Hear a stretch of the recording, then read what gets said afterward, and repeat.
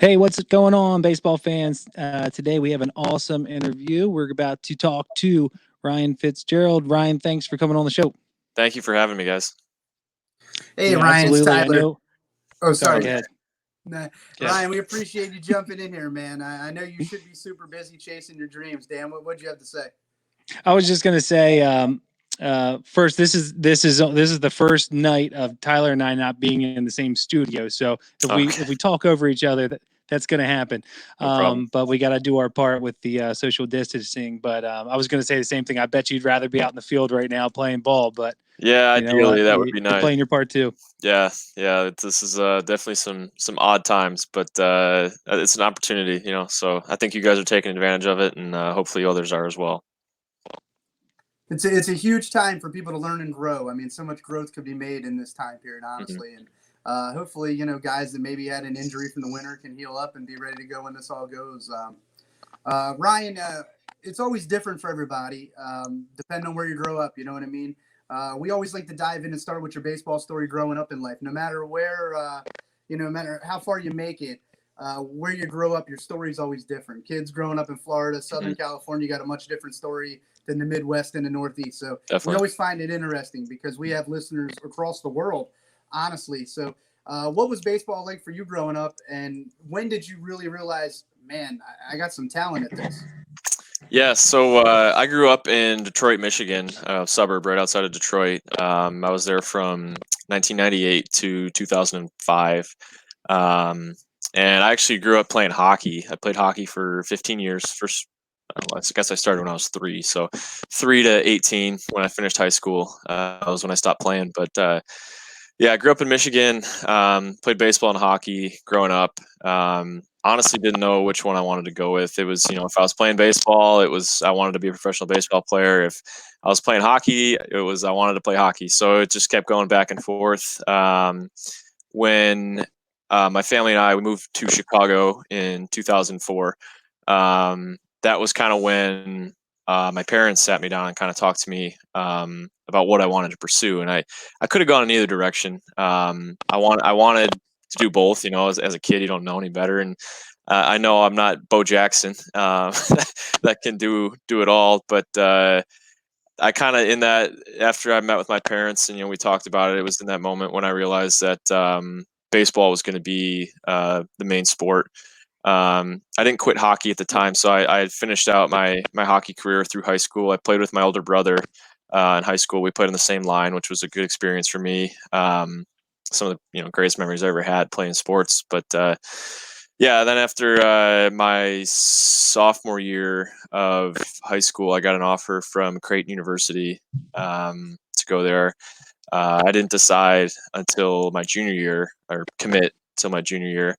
And then I committed. I stopped playing hockey and went on to Creighton. So I got a lot. I got a lot more to talk about, but I'm sure we'll get into that. Yeah, absolutely. And actually, before we get into any more baseball, I watched some of your videos and did a little research on you. And I know hockey was a big thing for you. Your brother played as well. What did being a multi-sport athlete? I always love hearing because everything you do is a transferable skill. Even though this sport's completely different from this sport, you transfer something you learned from hockey over to baseball. So, what was that edge you got from being a hockey player that you carried over to baseball? Yeah, no, hockey was definitely a defining thing for me in my life. It's actually kind of funny. There was a newspaper reporter that interviewed me, and I think I said something like, "I'm a hockey player playing baseball," and that's kind of everywhere I go. That's like sticks with me now. But it's true. I mean, I am a hockey player playing baseball. It's, Happy Gilmore when he shows up. I'm a hockey player playing golf today, right? that's that's kind of my mentality showing up to the park every day. Is I'm just a hockey player trying to play baseball. But yeah, I mean, the mentality in hockey is just it's unmatched across the board in sports. It's it's a team game, and that's one thing that in baseball is it's tough to be a team. Really, I know it is a team game, but it's very individualized. In hockey, that's just not the case. It's more of a I like to look at it as like a war mentality where the guys that are on your team are the guys that you want in the trench with you. Should you go to war, and I like looking at that way in baseball as much as I can. When my teammate fails, I want to be the guy to pick him up. And then even when I'm in a pressure situation and I got to succeed, I know that if I don't, I got somebody that'll pick me up on the back end anyways. And I think having that mentality as a team is how you win championships. Dude, I'm sitting That's here, awesome. I'm listening to you, man, and all I can think in my head is like Dustin Pedroia in my mind, Kevin Youkilis, like, dude, you're in the Red Sox organization, but you got that mindset. But you're the kind of guy, it sounds like, that, man, every team needs. Everybody needs that dirt dog. Everybody needs that dude who's not afraid to get hit by a pitch, who's not afraid to take one for the team, who's not afraid to go hard into second base. Everybody needs one of those players. So where did that come from? Did you get that from playing with your brother? Were you the one getting beat up on as a young kid? Where, my brother was 8 years older than me, beat the crap out of me and didn't even know it. But, where did that mentality come from? Was it just from playing hockey? Or was it, playing with your older brother and his friends in the neighborhood growing up, never wanting to give an inch? You know what I mean? Yeah, I think it was a multitude of things. Obviously, the game of hockey and my older brother. Me and my older brother we're close. We're only a year apart, so the fights between us were pretty evenly matched. But on the ice, even in baseball, though, your team is your brothers. They're all your brothers. But when you actually have a real brother out there on the ice with you, it's a little different.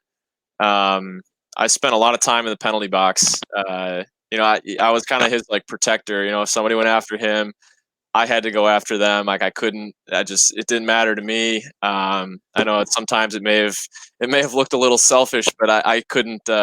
I couldn't let something like that go on. So, like I said, when you play baseball, I feel the same way with all my teammates now, where I take it personally when they fail or when something's happening to them. I don't like watching that, so I feel like I need to do something to fix that. And go ahead. Two things real quick. Should baseball have a penalty box? And one thing I've always wished baseball had was like a sub on the fly like you do in hockey. Like, that guy just smoked one. Right. You should have, like, you hit first base and somebody comes running for you. Like, I would like that. Yeah, I think it would be interesting for the game for sure. And then, I mean, if you get in a fight, then you only got to sit 5 minutes. You don't get suspended, right? Like 3 outs or an inning, right? You know what I mean? Like you just move on. You're not done. Like, I think it'd be fantastic. Yeah, that would be fun. I actually have a funny story about Dustin Pedroia. My first day with the Red Sox, I was playing independent ball and I got called by the Red Sox. They signed me, and I went down to spring training the next day and went through all my medical stuff. And about 5 days later, after everything cleared, they're like, "Hey, you're gonna go hit in the stadium today." Okay, sure. So grabbed my stuff, went out to the stadium, and nobody was out there. And I'm like, I'm lost. Like, what am I doing? It's my first day. And so then some coaches started showing up, and they're like, "Hey, you're hitting on the field. Okay, cool. Whatever." So like, I go down to the dugout and start like kind of stretching around, and Dustin Pedroia walks in the field, and he's there rehabbing his knee. This is back in 2018, and I'm like, "Oh my god! Like, seriously, I'm gonna take BP with Dustin Pedroia right now. Like, this isn't real life." And then I don't know if you guys know Sam Travis. He's from the Chicago area, and I knew him. I played against him growing up. So he came out to hit because he was rehabbing as well. So it was nice to see Sam again. I hadn't seen him in a while. But yeah, Pedroia was out there, and he's chirping everybody, having a good time, and introduces himself to me. And they had the hitting mat out for batting practice over home plate, and he wanted to hit on the dirt. He's like, hey, roll that up. I don't want to hit on that. I want to hit on the dirt. And the strength coach, he goes out there and he starts rolling it up, and he looks over at Pedroia and he's like, "What do I look like, a hitting coach?" And like Pedroia starts laughing, and then Pedroia looks at me and gives me like a little wink, and then looks back at the strength coach. He's like, "Well, you sure shit don't look like a strength coach." Like, I was laughing so hard, and he's just like having a grand old time. And yeah, he's a character. I mean, he's a good dude. That's, I mean, when we watch, obviously they're a big rival of our favorite team. You guys are a big rival of our favorite team, the Orioles. But Pedroia is always one of those guys that just, he looks so fun, but he looks like he's all business. And then after he's done working his ass off, he's going to be fun. You know, it's like one of those guys that, and he'll always have your back kind of guy. Definitely. So Definitely. Yeah. He's that's cool to hear a story like that. I mean, he's definitely the kind of guy. It looks like you'd love to go have a beer with him. Like those types of guys, man. They're high character guys. Like, definitely. You know, yeah. He was. We were talking because I ended up playing in one of my first extended spring training games down there. While he was rehabbing, me and him were playing up the middle together, and he was complaining about his glove. You know, something whatever the leather on it was floppy and wasn't working, and so I know how to relace gloves, and I was like, "You want me to relace it for you?" And he was like, "Dude, you could do that? No, that'd be great." And I was like, "Yeah, sure. No problem." Um, I actually told. I was like, I was like, "Let me try it on." So I tried it on, and I'm like, "Man, this thing is floppy, man." And he looks at me, and he's like, "Yeah, is it floppy?" And I was like, "Oh God, what did I just say?" And like all my other teammates are looking at me like, "Dude, you know who that is? Like, you shouldn't have said that." Like, so he took it well. He was just joking around, and so he left the game in like the 4th or 5th inning, just because he was rehabbing. He only had a certain amount of innings, and I was like, you probably forgot about the whole glove thing or whatever. No big deal. And so I get back to my locker after the game, and his glove with $200 was sitting in my locker to relace it for him. So I went right back to the hotel. I'm relacing that thing, brought it back to him the next day. Here you go. Thank you so much. I tried to give him his money back, and he was like, "No, dude, no, you don't understand. You don't understand." I was like, "All right, cool." Oh my goodness. That's awesome. We got tons of questions to ask about that part in your career, because you've already kind of teased it, and I want to just keep talking about it. But for our listeners who are in college right now or going to college, I want to know when you made that move to play college ball, what were some of the challenges you had? Or did it come easy and you were like, oh, okay, well, this is just an extension of high school ball? Like, I just want to know, because sometimes we have different stories. Mm-hmm.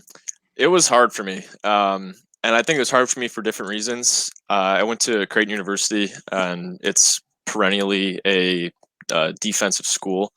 We led the nation my sophomore year in fielding percentage. I was the shortstop there. Our third baseman is actually the starting second baseman for the Royals now. Our second baseman, I believe he was on the 40 man with the Dodgers. He may still be. I gotta look into that. I forget. But he's with the Dodgers right now. And our first baseman was an All-American Big East Player of the Year. So we were stacked in the infield. And then the years after that, we were always top 5. But it didn't come easy. Our coach there was very very strict. He ran a really tight ship. I learned a lot, how to play defense and how to really. I was always athletic. I was raw, and I got refined there. But there were times when it's like, can I make it through this? You question your ability, you question yourself. A lot of guys quit. And I only have experience with Creighton. I don't have experience with other schools, but there's a lot of guys, a lot of freshmen that'll come in and they can't hack it and they'll just quit. I remember my freshman year, I had asked, some seniors, some of the workouts that we go through, the practice. The practices they're grueling. In the fall, you just lose your mind. But I'd ask some of the older upperclassmen. I was like, "Is this worth it? Like, is it worth it to go through all this?" And all of them, without a question, right off the bat, yeah, like, yeah, just wait, for the season, like this, get through this, and you'll be fine. And sure enough, I got through it all in the fall. I wasn't even thinking about transferring. It was bad. I was just like, this is brutal. And then I remember when I was an upperclassman and I was getting questions from the, hey, what should I do? I don't know what to do. But it's worth it. It was definitely worth it. I'm glad I went through that, and I'm better for it. So it's kind of funny to me to hear you say that very defensive oriented. You know what I mean? I think I grew up as a pitching and defense wins games, and now the game's kind of shifted to offense is what gets you in the lineup, and we'll find a place for you to play defense. Kyle Schwarber, right? You know what I mean? Like those types. Like if you can hit, you're gonna play. So what were some of this drill work, that you would do that I think I love watching guys like Ron Washington, Bobby Dickerson, these types of guys that are just fantastic to the details. I find that stuff so fun to watch as a fan, as a coach.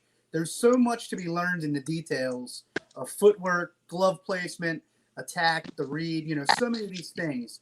What were some of the drills that you would do in college that kind of, took your guys' defense? Obviously it sounds like if a ground ball was on the infield, it was an out with you guys. Automatic.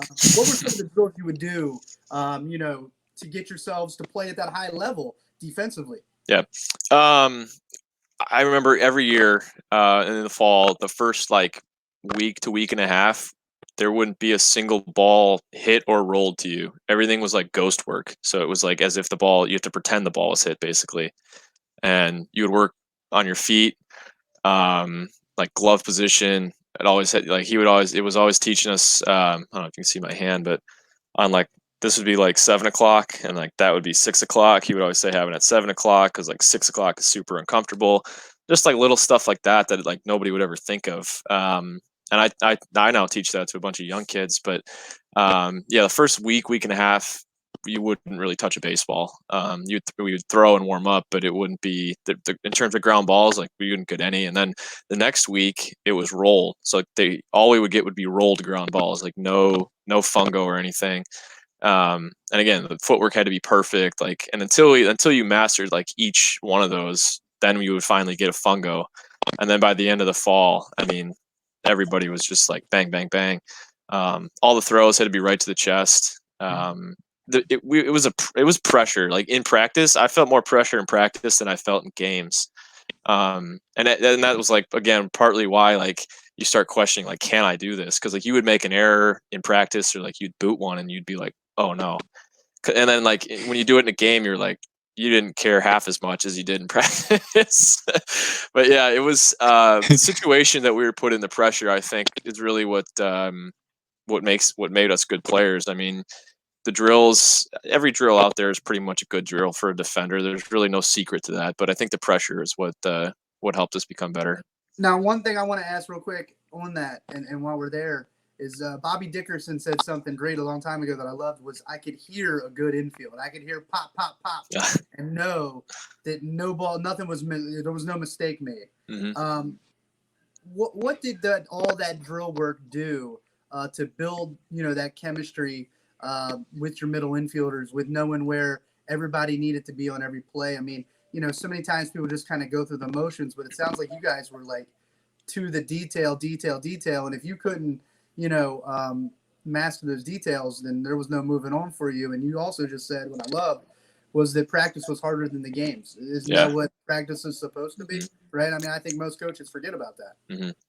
Yeah, no, it was super high intensity practices, very fast paced. We would spend, once we got practice going, you'd spend maybe 5 minutes doing a drill, and then but it was bang, bang, bang, bang, and then you literally would sprint to the next thing, because you'd have the plan up in the locker room before practice, and it was just sprint, and so your heart rate's going, your body's going, and then you got the pressure that's being put on you by the coaches, and then even our pitchers would line up down the foul lines, and they're screaming and yelling, not just mindlessly yelling at you, but you make a good play and it's yeah, and they're screaming 4 4 4 4 3, and it's just loud and all this stuff's going on.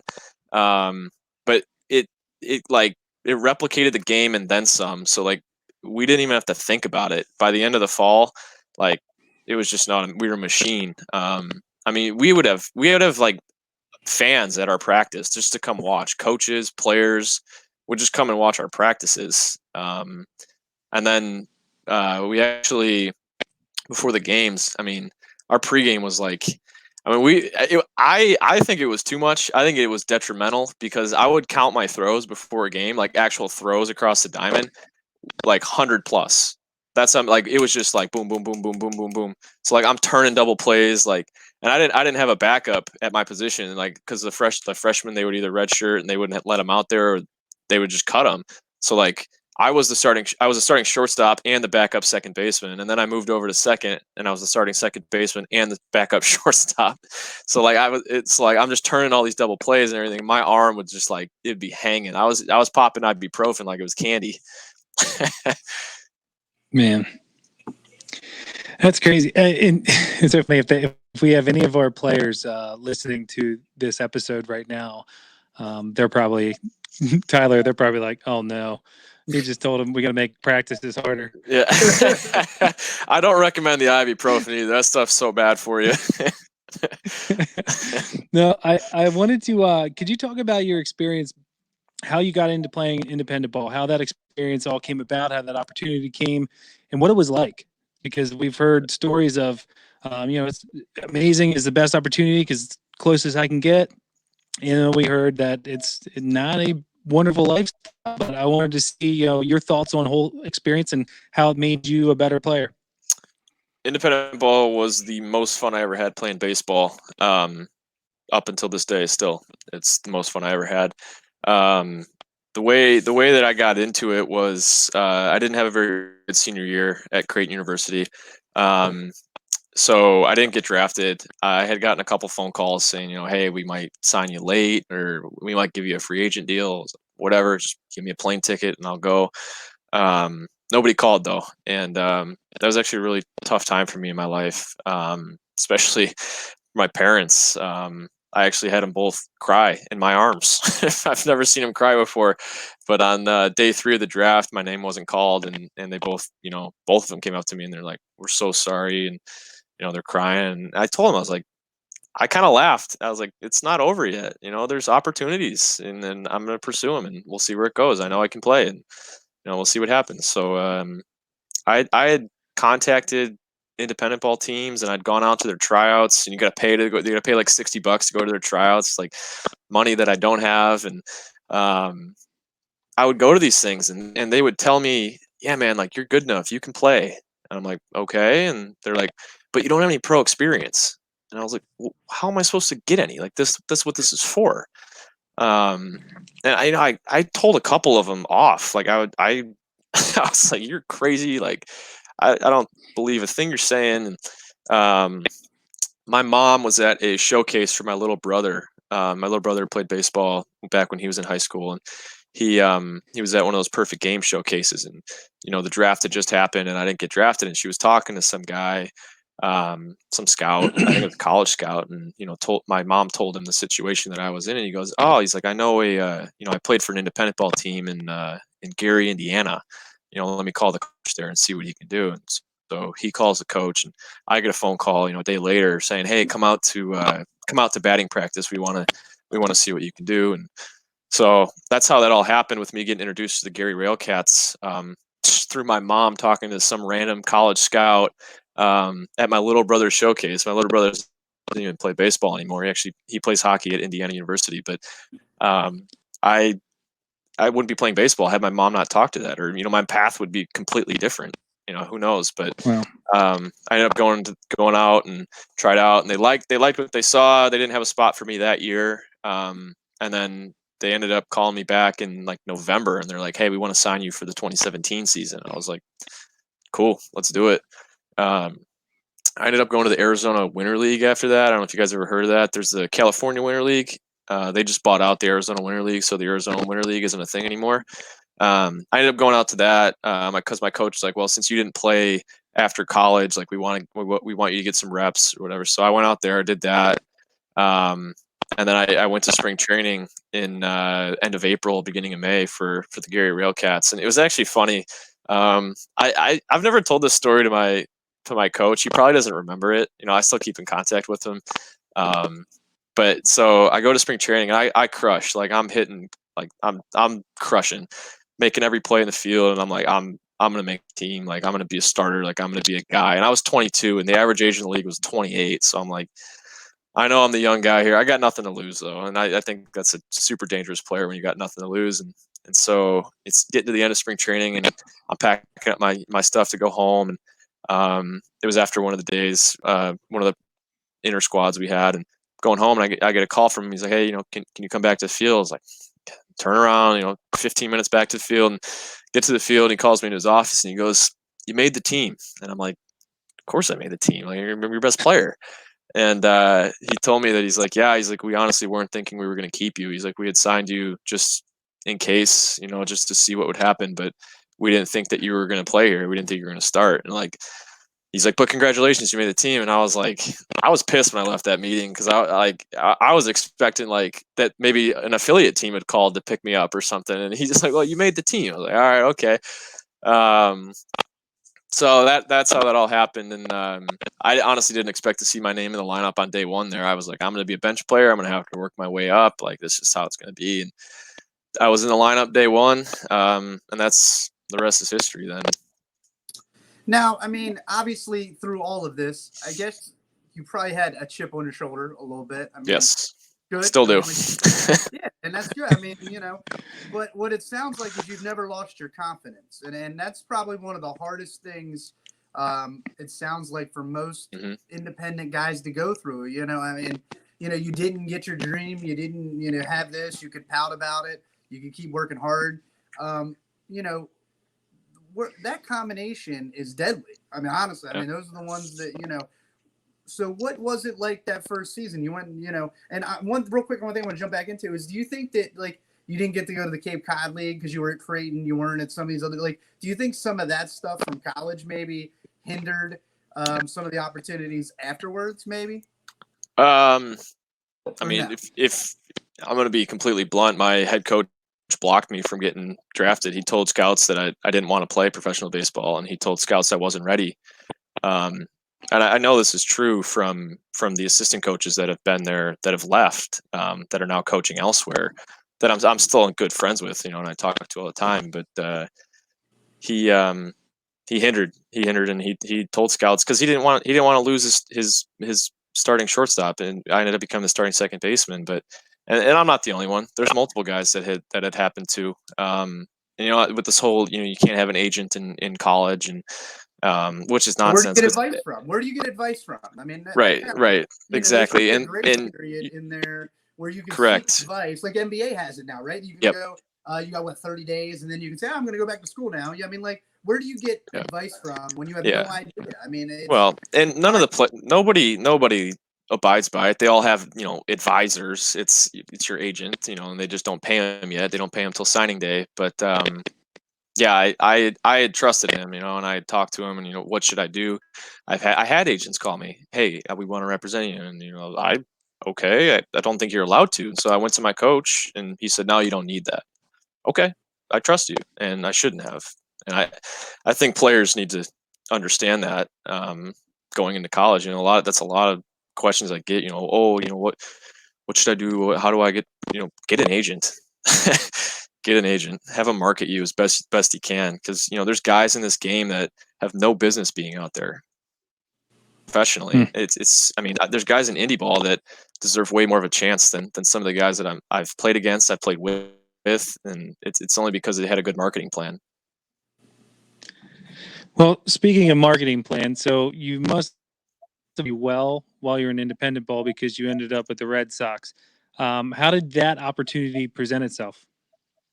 Yeah, I got extremely lucky. And really, real quick, I mean, a lot of guys ask, when they don't get drafted and they see me playing, and they, I get contacted by a lot of people who don't get drafted, hey, how'd you do it? How'd you do it? And, I tell them, but I also tell them, you got to realize like the odds here. I think I looked it up, and it was like 0.003% of non-drafted independent ball players have made it to the big leagues, which, I mean, that's just like stupid odds.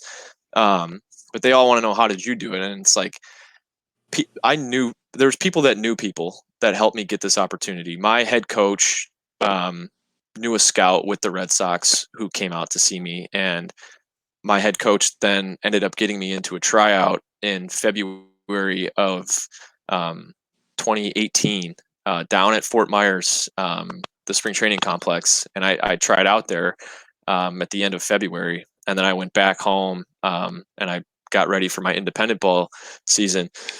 And then the Red Sox called me in May, but that's how that all happened, was through my head coach having a connection with the Red Sox. But yeah, that's the thing. It's like, you go play independent ball, and it's like, you got to hope your coach has a connection, or you, again, have an agent or an advisor, or somebody speaking on your behalf. Because unless you're throwing, 105 and hitting 400-foot bombs, or, running a 6-flat 60, like, guys like me just aren't going to get picked up, I mean, it's this whole, like, you got to fit in the box. Like, you got to be this tall, you got to be this fast. Like, showcase players are starting to ruin the game in a way. I mean, you still got to play the game, you still got to execute it. Yep. You know, I mean, it's tough. One thing I want to ask though, what's been the biggest difference between the independent league, where you're kind of with one team and, you know, and, you know, like you said, it's 28-year-olds and here you are 22 running around, you know, with nothing to lose in a way. What's been the biggest difference between independent ball to now you're in an organization, you know, more structure probably? What's been the biggest difference for you as a player? Yeah, there's definitely more structure. The one thing that I've noticed, and I noticed it pretty quick, was so in independent ball, most of those guys are fresh out of affiliate ball. So most of them are, you know, AA, AAA guys, because being 28 years old, you're probably got some experience, right? So they were coming out, you know, they'd just been released from AA or AAA, trying to get back into an organization somewhere.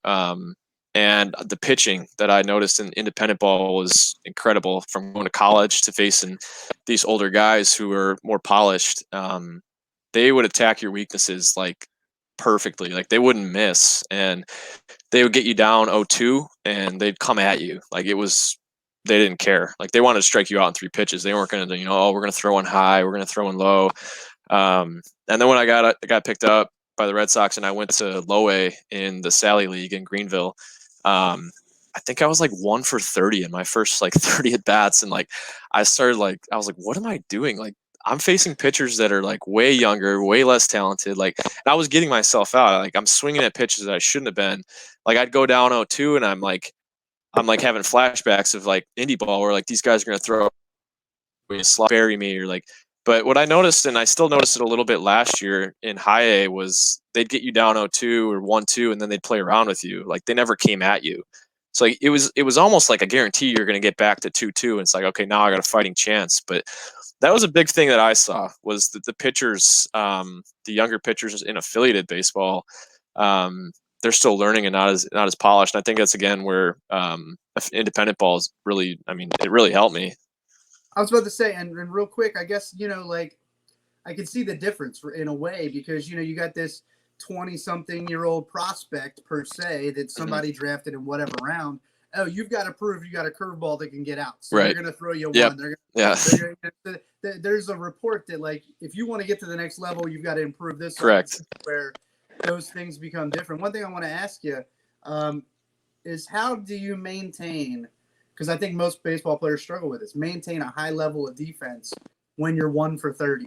How do you maintain being a high-level defender through all of the crap that's going through your mind? Yeah.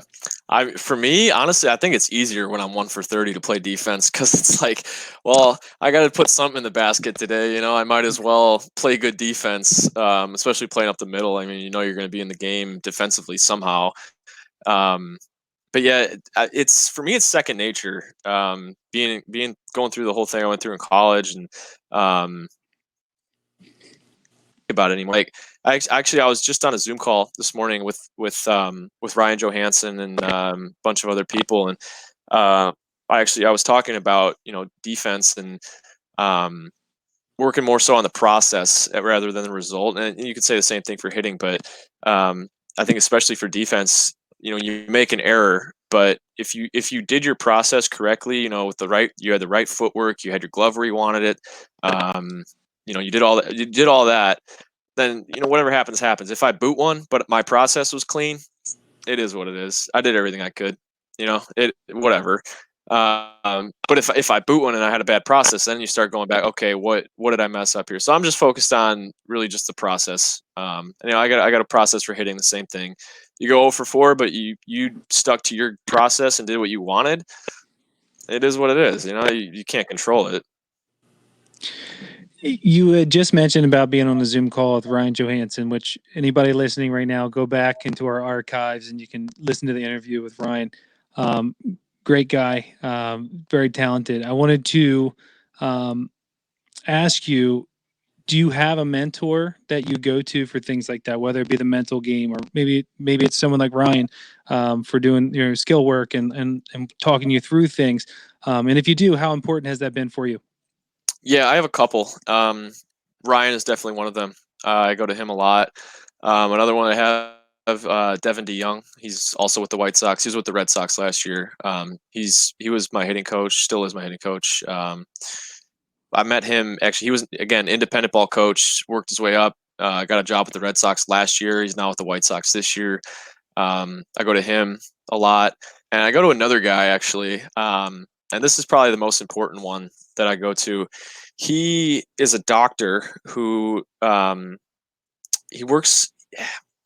It's tough to define what he does exactly, and doctor is even kind of not exactly right. But I go to him in the off seasons, and we work on the parasympathetic and the sympathetic systems in my body, which is like your gas pedal and your brake pedal. And what we found is like my body's always on go. Like it's that fight or fight or flight response, and I'm constantly in fight mode.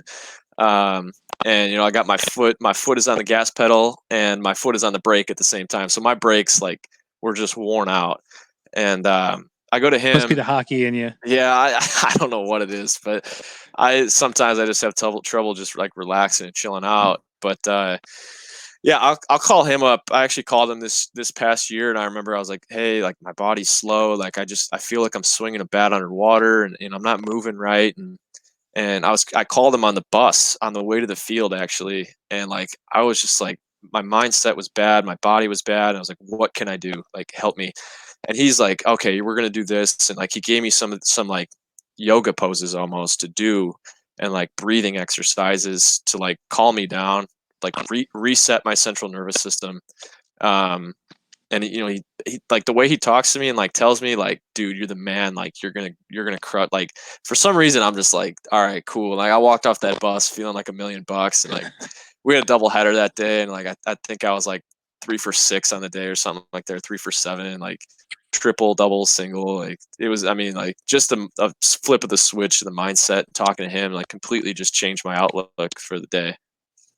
That's why I go to Dr. Dan, who's sitting on the other side of this agreement. That's why we have a combo podcast whenever we're, one of us. Yeah. The other is going. I'm far from Dr. Dan, that's for sure. I wish I had the paycheck to prove it. One thing I love, and my mindset's always been that baseball defensively is built on a game of perfection, and no matter what the struggles are offensively, you can do everything right. Mm-hmm. Trust the process. I mean, yep. I think I've tried to teach that. Me and Dan have had so many conversations about this on the sideline of our daughter's softball games where like, she did this or I'm like, yeah, but like this was perfect. That was perfect. Both of us. Mm-hmm. I think most parents don't understand what trust the process means. Yeah. It's hard to get young kids to buy into the process. Like, coach, what do you know? Yep. I know, coach. I'm 16. I got the world figured out. Like. But there's some truth in it, right? You know what I mean? And definitely. There's another one, right? Embrace the grind. And then that's something, obviously, being an independent ball player, being a minor leaguer, that you deal with on a daily basis. Off season, a lot of guys now aren't getting paid in the minors. It's tough. It's not easy. Per diem isn't great. Travel isn't great. Yeah. Do you want to just be blunt and honest like you have been the whole time about what that life is like? And, definitely. We had Ryan Halstead on last week, and he talked about playing with international players, and just there's all these things coming at you that like it sounds all great and wonderful when you want to do it until you're in it, and then it's like, well, damn, what did I sign up for, right? Yeah. No, it's definitely a grind.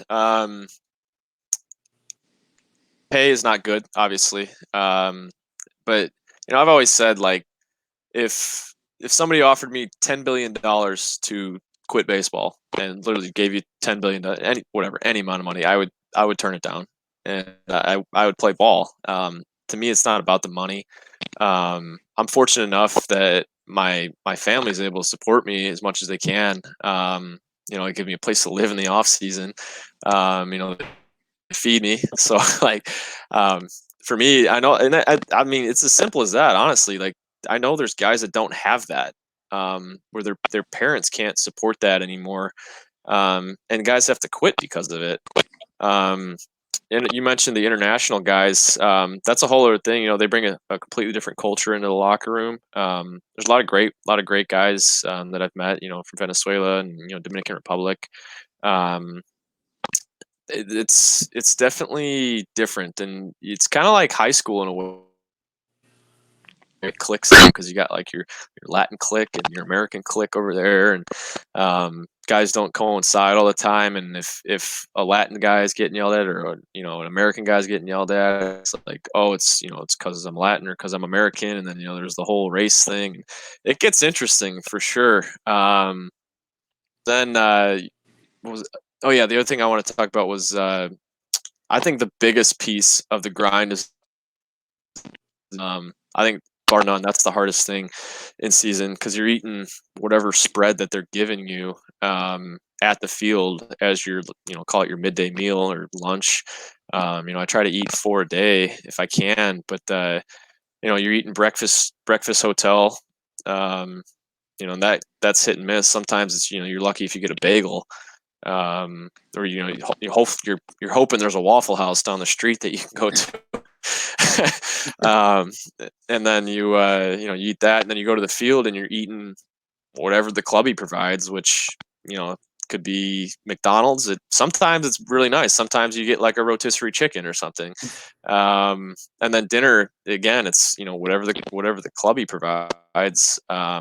It's a lot of places. It depends on the place too. So like playing in like Kinston, North Carolina, McDonald's in the entire town, like there's like one family-owned restaurant, like that's it. So like if you want to call like Domino's to get a pizza, like you're screwed because there isn't one.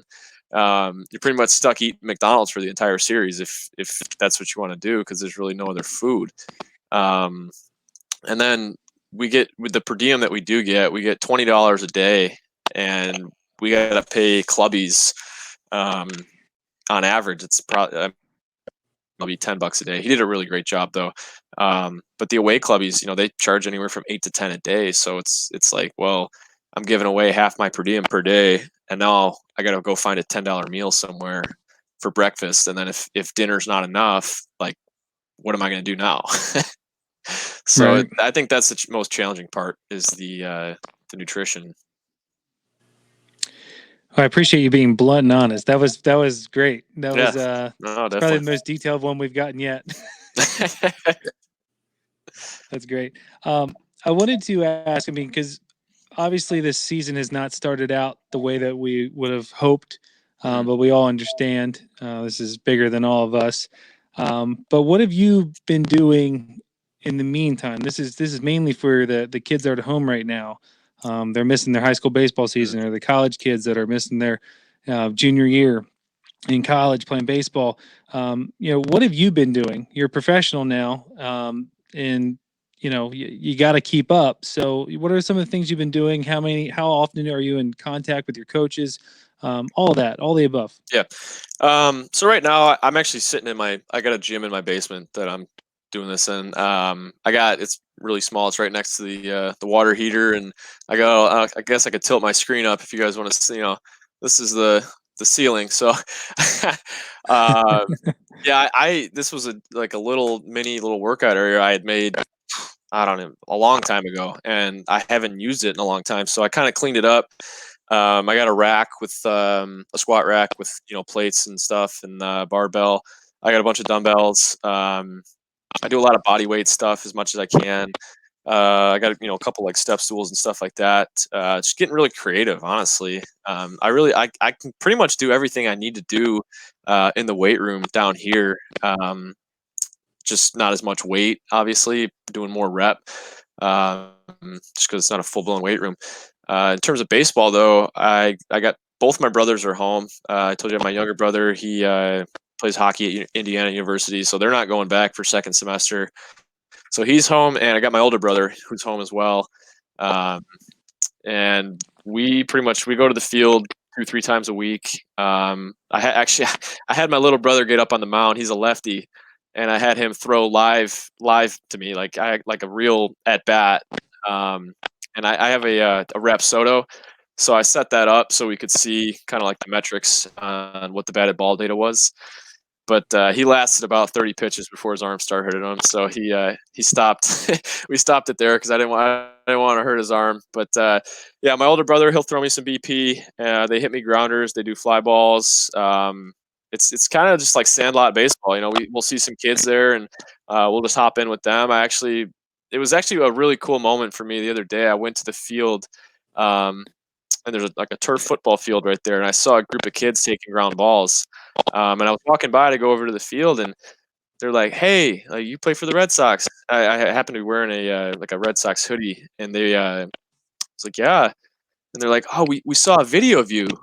I'm like, "What?" They're like, "Yeah. Do you want to take ground balls with us?" I was like, "Yeah, let's go." So I run out there, and like they all knew me, and I'd never had that before. I was like, "This is crazy!" Like these kids know me, and like it was like a sandlot. It was just like sandlot. Like, "Hey, can you play?" "Yeah, sure. Come on out." I was like, "Cool." So I don't know. It's kind of cool experience stuff like that. So I what's bet. it getting to work with the younger kids, kind of like that? Like you said, it's sandlot. You know what I mean? So there's no pressure. You're not the coach that's Yep. hounding their ass or digging into them. Mhm. Like you're truly just there. Like, hey kid, do this. Hey kid, do that. Like, so what's that been like now that you're on the other side? Because I'm sure you grew up. Hey man, I like that guy. That guy's style. This guy's style. Mhm. So what's it like now being in the other side of it? No matter what level you're in, you're still looked up by somebody. You know what I mean? And Right.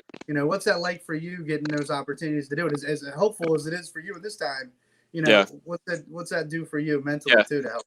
Um, Couple things. I mean, it really makes you kind of like realize because when you're here, like it's just like I don't even know really that I'm like here. I guess you could say I'm a professional, but like I don't even like you don't even realize it until like something like that happens where it's like, dude, you play for the Red Sox. You're like, yeah, I do, I guess, yeah. And yeah, it's like it kind of like starting to like kind of live your life with more intention and like realizing where you're at, and the impact that you have on people. Yeah, it's like all the kids that like when they are like, whoa, like that's a pro player, like you guys were saying earlier before we hopped on the broadcast here, like you just don't realize it. You don't even know, and it's like, man, I was in that kid's shoes one time, and now like I am that guy, and I don't even know it half the time. So you're going about your business, and it's something I think more players should realize that they do have an impact on those young kids. Well, let's go off of that real quick. Talk about your fanboy moment where you walked on a field. Well, I mean, being at Fenway would probably that'd be enough for me. But um, who was someone that you saw that you were just like, I can't believe I'm on the same field as this person right now? Well, it had to be the Dustin Pedroia story. That definitely was crazy for me.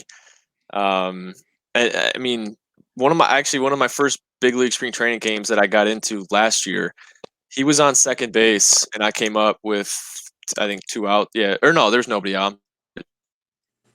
Nobody out in first and second, and I ended up hitting a double, and I scored him. And I probably was the last time he ever crossed home plate in a Red Sox uniform.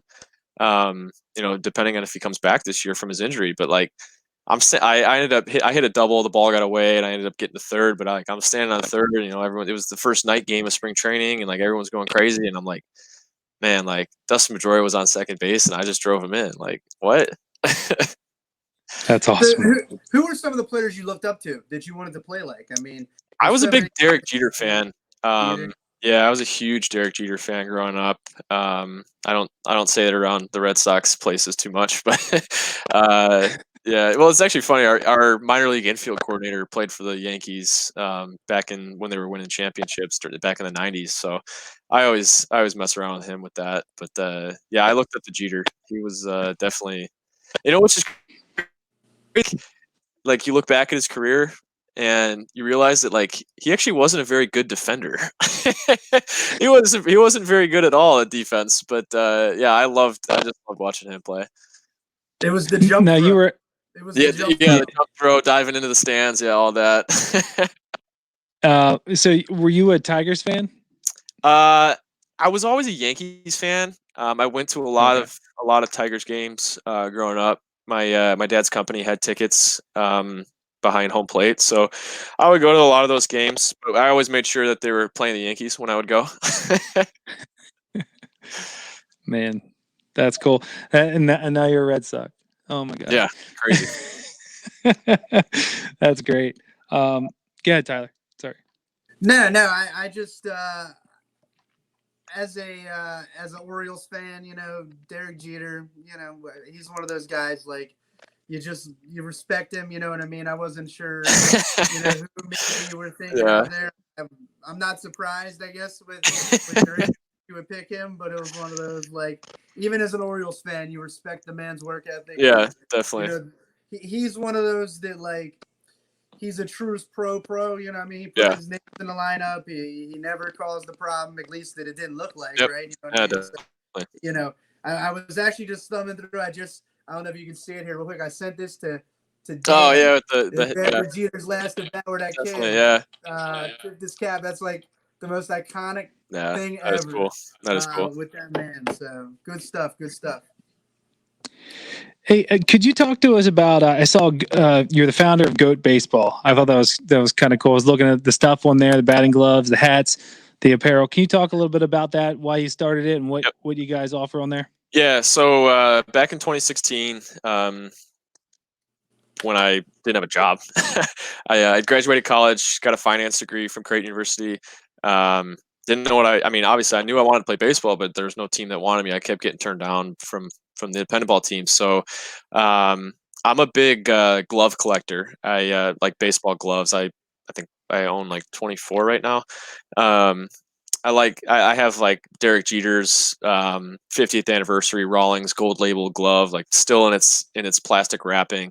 I got a American flag World Baseball Classic glove. So anyways, I like collecting these gloves. So I started an Instagram account back in 2016. It was called Goat Gloves. And I just would buy, sell, trade baseball gloves. And I, try to find, cool ones and whatever. I ended up getting a decent amount of followers. I had, I think, like 2,000 or 3,000 followers. And I was like, maybe I could like sell something. So I started out with a hat. I got my grandma had an old sewing machine in her house, and we were moving her into a nursing home at the time, and we were cleaning out her house, and I saw this, and I was like, I could use that and make a hat. So I ended up getting that, brought it back to my house. I sewed up. I bought these patches along with some like wholesale hats, and I sewed up some hats. Ended up selling them. I sold enough to end up starting batting gloves. I had a company reach out to me, or manufacturers, reached out to me, hey, we could make you batting gloves. So I was like, okay, cool. So they sent me a sample. I was like, yeah, these look nice. So I started selling those, and then we started with hoodies and shirts, and it's just kind of run itself. Honestly, it was just kind of something I started for fun. It's tough for me to run during the season just because I'm the only guy running it. I have my mom help me with some stuff here. I keep stock here, and whenever I get an order, I hand it to my mom, and she packages it up and sends it on its way. But yeah, that's how it all started. And it's just a baseball apparel company is really what it is, and it's something I have fun with. Dude, awesome. The logos that you have for some of your stuff, the goat with the home plate, that logo is fantastic. Where did that come from? I actually had a graphic designer make that. I had gotten to a point where I was like, man, like this logo that I made on this like free logo website just isn't working anymore. We know what you mean. Yeah, it's like, yeah, you gotta you grow, you advance a little bit, and I just started doing some research, and I found a guy on Instagram who made logos. I was like, hey, what do you think? And he mocked up a couple for me, and that's what we came up with. And yeah, it's a sharp logo for sure. It's so funny. We had a temporary logo. Our first one, we were like, yeah, this looks pretty awesome for our podcast. Yep. And we ended up posting it as like our emblem on iTunes, and it was like cockeyed and like it was crooked. It looked like a kid drew a picture of a baseball player and then had Times New Roman font underneath that said "Going Yard Podcast." So it was Ryan, horrible. we were so cheap. that we didn't even screenshot it. We took a picture of the computer screen with our phone and used it that way. That's how cheap I love it. Yep. I love it. Yeah, That's what because it's we all didn't about. even buy it. We were supposed to buy it and we did. No one listen to this. Yep. But- Been there. Been there. That's awesome. But luckily we got a hold of someone that really knows what they're doing. Thanks, Cool. Brent Colson. Give a little Yeah. shout out there. But now I wanted to before we get into the last few questions, we talked about a lot of things, and there's a lot we probably still could get into, but want to be respectful of your time. Was there anything that we didn't touch on that you wanna kind of shed some light on? Yeah, there's one thing with all this stuff that's going on with the virus, and high school seniors who got their seasons canceled, and then the college seniors who got their seasons canceled, even the college juniors that were looking to get drafted. Don't give up. I know this is tough times. I'd never had to experience this in college, obviously, but I understand what it's like to possibly have your dream taken away from you. But find a way. There's definitely a way if you really want to continue on your path. And if you don't want to, that's obviously understandable as well.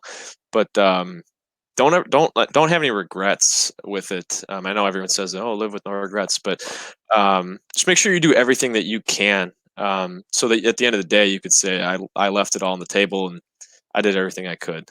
And I think that's really the only way you can live with yourself at the end of the day. So that's all I got. No, I Love it. love that. Also, and I think the one thing I do love, kind of though, about baseball, in a sense of the guys who go to college, is that you do end up with some sort of an education. You can, Yep. like you said, you got a finance degree from Creighton. You can ride this thing out a little longer than most guys who, you get drafted at 17, 18 years old and you blow through that, signing bonus of whatever it is, and you're 26 and you got no life skills, and Yeah. you're going to go charge $40 or $60 for lessons. I mean, Yeah. I think baseball guys kind of have more of it seems like more have a security blanket than some sports. So, I mean, Yeah. like I said, don't have any regrets, but don't take it for granted either. Yeah, Right? definitely. It's actually kind of interesting that you bring that up though, because there's a lot of Latin guys that I've talked to. Some of the guys, the older ones, who are kind of starting to understand American culture and life, because most of them they get plucked out of their homes when they're 14, 15, 16, and they go into the academy there and they just play baseball all day. That's all they know. That they play baseball and they have English class, and that's pretty much it. And I was talking to one of them this year about, like, if I don't make it to the big leagues, I have nothing. Like, that's what he was telling me, and I was like, "What do you mean?" And he's like, "I didn't go to school. I don't have any skills other than baseball. Like, I don't know." I was like, "So what would you do?" He's like, "I'd just go home and be a fisherman." You know, there's nothing wrong with that, but like, he wants more than that, and he's getting older, and it's like, well, it's kind of unfair to him, because it's like, well, he spent his time in this academy here doing baseball with the hopes to make it to the big leagues, and they could cut him instantly, and then what? He's got nothing. So Yeah, tough. Hmm. Now, Good. I'll say one thing that we always like to ask, and you've brought up so much, is if you could go back and tell your teenage self, 13 to 16 years old, hormone raging Ryan, what would you tell yourself then that now? You know what I mean? Like, what's something you look Yeah. back and you're like, man, I wish I knew this back then. ask the question why more. I think that's a big thing. I was very coachable when I was younger. I just was like, okay, I'll do it. Yeah, sure. I think that led me down some wrong paths. It was kind of funny. They asked one of my coaches at Boston. There was a guy that was trying to work with me, and he asked my coach on the side. I've mentioned him, Devin DeYoung, when the Red Sox picked him up last year. They asked him, "Hey, how do you get through to Fitzgerald?" And he goes, "Tell him 5 good reasons why, then he'll listen to you."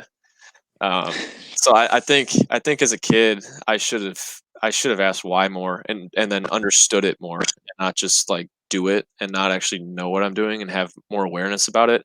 I know that's tough for a younger kid, but I think that the quicker you get to that, I mean, the better you'll be, physically, mentally, spiritually.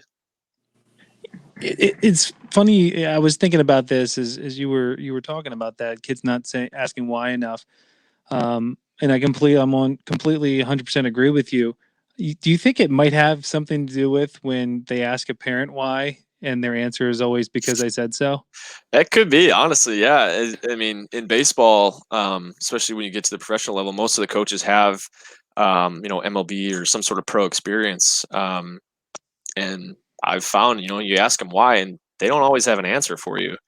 They just say, well, because that's what I did. That's usually the answer. It's like, well, you're not me. And that's like we mentioned Ryan Johansson, and why I love working with him is he's got a why to everything. So like, if he's not going to tell me to do something because it worked for him, so it should work for you. It's like, doesn't necessarily work that way. So I think just ask the question why, always. And Love when it. you don't get an answer, then you should really wonder why, right? Yeah. Ryan, what obviously I think we know, and everybody's gonna be listening to this, what your goal is, right? I mean, what would be some of your goals in the next 3 to 5 years? Obviously, getting to the big leagues is probably the biggest one, but what else would you like to accomplish outside of that? Maybe Yeah. with Go Baseball or with Coach or with whatever. I mean, what would be some of those things? Something that I've always wanted to do is start some charitable organization. I don't know what exactly. I think it's probably gonna be more something for kids. Um, Again, I don't know exactly what. Me and my mom have talked about it. Once again, it's all based on what kind of platform you have and how much money you have even. Um, so I think that's something I would really like to do in the next 3 to 5 years is start something like that. I work.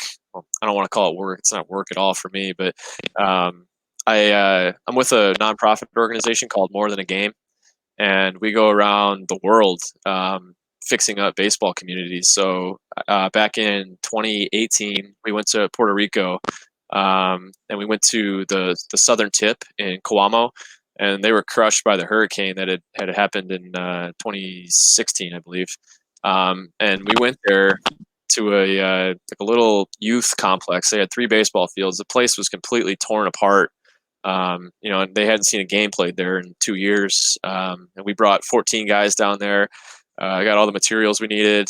We threw, a bunch of turfus on the field. We plucked all the weeds. The fences were mangled. The concrete was destroyed. I mean, I don't know how we did it, because when we got out there, I was like, "There's no way we're gonna finish this in a week." Like, we were there for a week, and we were working, sun up to sundown. But that that moment was probably one of the more rewarding moments I've had in my baseball career. Is we were fixing these fields, and by day 3, you could start to see, like, okay, like the field's coming together, like we're almost there, and kids were coming out and playing, and like we hadn't even announced yet that it was ready, and like kids just like saw it and they'd come out and they'd play, and we were sitting up in the stands, like just watching this happen. Like, we were loving it. I mean, it was great. I've gone on a couple more trips with them. I've gone to Hawaii. That we went to the Hilo, Hawaii, not the touristy side of Hawaii, and very humble people over there who, I mean, the love they have for their kids and the community is like incredible. They all call me Uncle Ryan. They're like, I'm not your uncle. I guess it's a sign of respect or something over there, and it's like I mean, it kind of makes me tear up when I'm there, working with these kids and fixing their fields. We work over at the Boys and Girls Club at Hilo. I've gone there twice now. I went there back in 2018, and then I went in January. But I'm supposed to be leading a trip actually to Puerto Rico, tentatively Puerto Rico. We're trying to figure out exactly where we're going to go. But yeah, I'm trying to lead a trip for that nonprofit here this next off season. So I'm going to get that figured out. And but yeah, that's like you said, something down the road, 3 to 5 years here. I really would like to get more involved in stuff like that. Let's go. Yeah, Dan. that sounds awesome. Let's go with him. Yeah. Man. When are you going to Hawaii again? Or usually in January. January is usually when I go. It's perfect. I got Perfect. nothing I'm doing up here in January.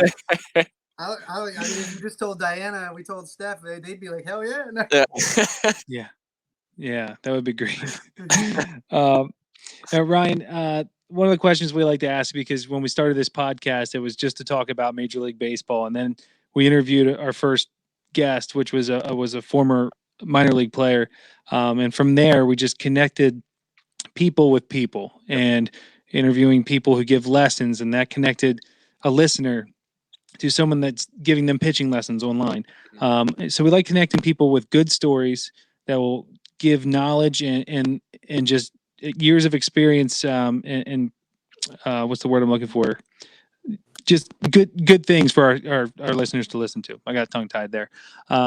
So we want to ask you if you could recommend any person, one, two people, to come into our show to add value. That's the word I was looking for. Yep. To our podcast and give people good information. Who would those people be? I got 3 in mind. One would be, I mentioned him earlier, Devin DeYoung. He's with the Chicago White Sox. Another independent ball coach. I met him just through playing independent ball. One of my teammates really understands hitting. Like, you ask him why, he's got a why. The other one would be Chris Goodman. He's one of my best friends. I played, again, independent ball with him. He played third base. I played shortstop. He went to University of Iowa, was drafted by the Marlins, played a year with the Marlins, and then he played a year with me in Gary, Indiana. And then he actually ended up going on to be a pitcher in the Frontier League for the Traverse City Beach Bums. He pitched there for a little bit. But now he is the minor league mental performance coach for the Tampa Bay Rays. So he'd be a really good one. And then my last one would be Sawyer Giesecke, and he played baseball at University of Arizona. He was there. He was on the team that was in the College World Series back in, I want to say 2016 or 15. I forget what year they were there, but he was on that team. And he's actually I think he's president of the nonprofit that I mentioned, More Than a Game. One of the top 5 best human beings I've ever met. But yeah, those 3 guys would definitely be good for this. Excellent. Thank you. Yeah, definitely. That's awesome, man. Be great to connect with some of those, and listening to your story about the nonprofit. That's fantastic stuff, man. That's what we love about this podcast, hearing stories like that, honestly, and doing things and growing the game. And it's without the game, so many of us have holes missing, right? Yeah. You know what I mean? This time period is tough because we love the game so much, whether we're coaching, or watching, or playing, like you should be, right? Mm. But like you said, there is more to this than just a game, and rebuilding something for kids is amazing. Yeah. Ryan, love this stuff. If you can, for our listeners, can you let everybody know where they can find you on social media, Facebook, Twitter, Instagram, for you, Yeah. Goat Baseball, and the nonprofit, if they got it, or any website that people can go and, if they want to make a donation or something, however we can help support. Yeah. Let us know. Get our community involved. Yeah, definitely. So my Instagram is This Guy.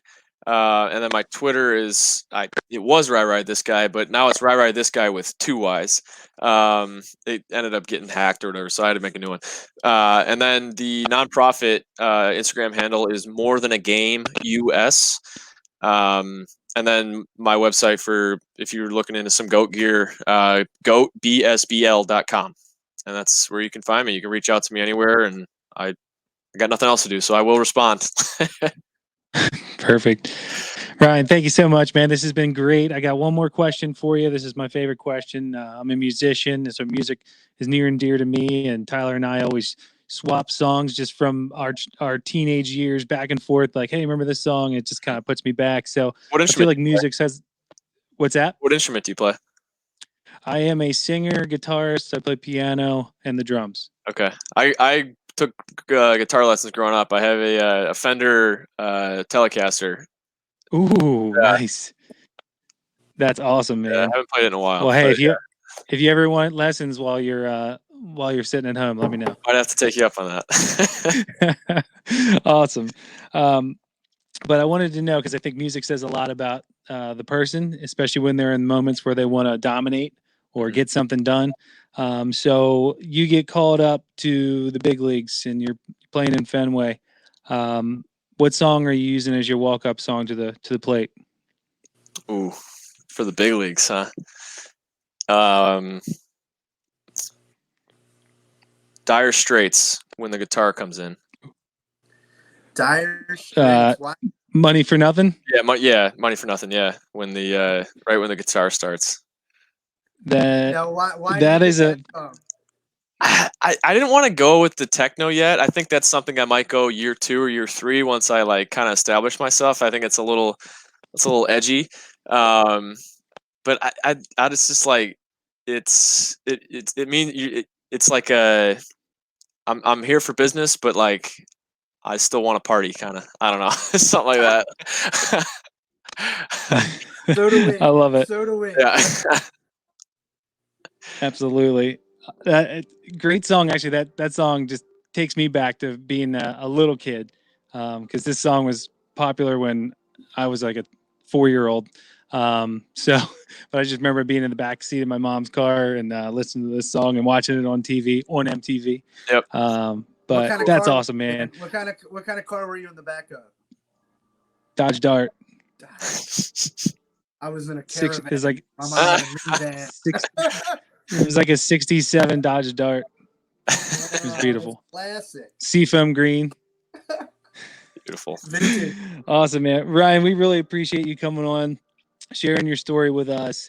This has been really cool. We had 2 professional baseball players in 2 weeks, man. It doesn't get much better than this. You gave so much good information. I can't wait to see you play, especially if you're up in this area. We will absolutely hop in the car and head down. Yeah, let me know. And watch you play for sure. Cool. Brian, really appreciate it, man. And like I said, I love to stay in touch. If there's anything that our podcast community can do to help out your charity that you're working with, we'd love to advertise it, promote it, hopefully build some more support around it. So appreciate your time, brother. Nothing but the best for you. Stay healthy. Thank you so much, guys. Have a good one. See ya.